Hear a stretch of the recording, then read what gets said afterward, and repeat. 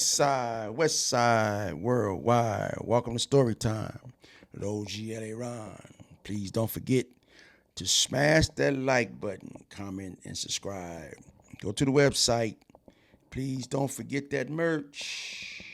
Today, I would like to do a piece on a guy that I met when he was 13, 12 or 13 years old.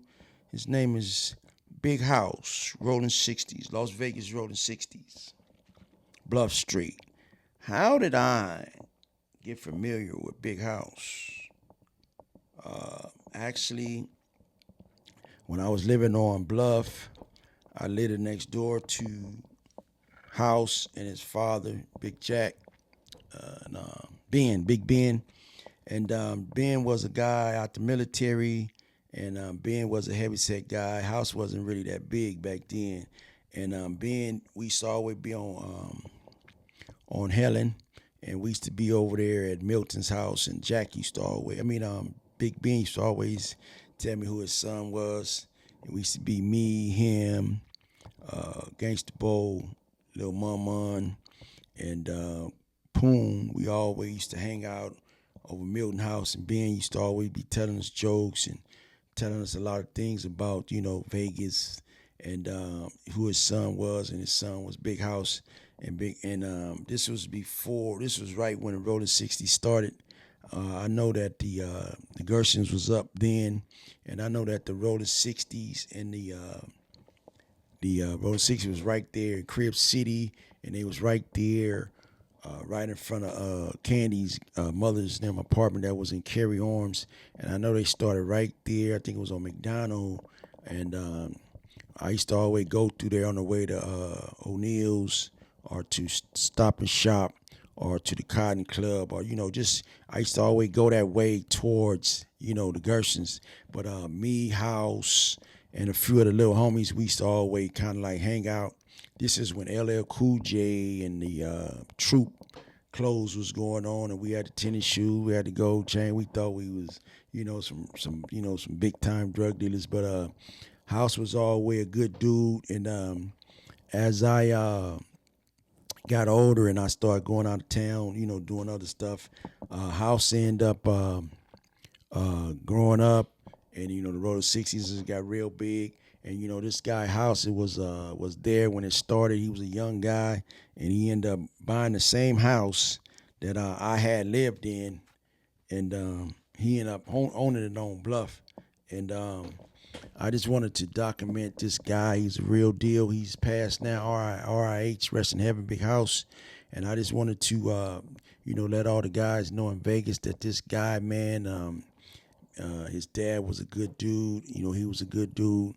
I feel like he was my a son of mine, and a lot of the guys over there, they was always, little young guys. They was really inquisitive, and they used to always ask me about LA stories, and they used to always want to go to LA. But I never had a chance to take House.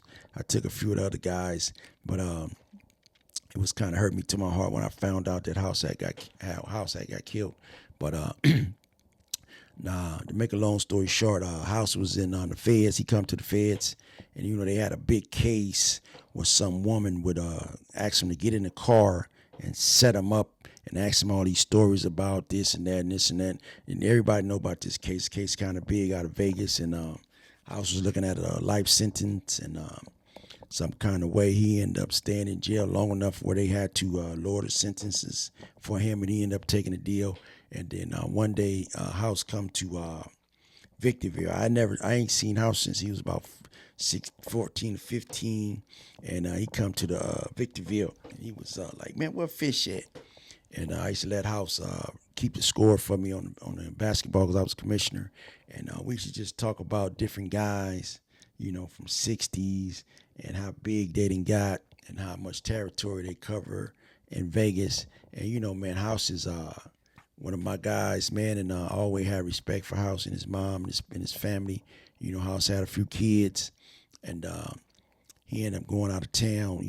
That's what everybody do. A lot of people go out of town, make money, come back, buy properties in Vegas or wherever they're from. And he was telling me that he bought the house, and the car was in the backyard, and he ended up acquiring all of those things. But man, uh, I really was glad to see House, but I didn't want to see him in jail. And we took some pictures and stuff together.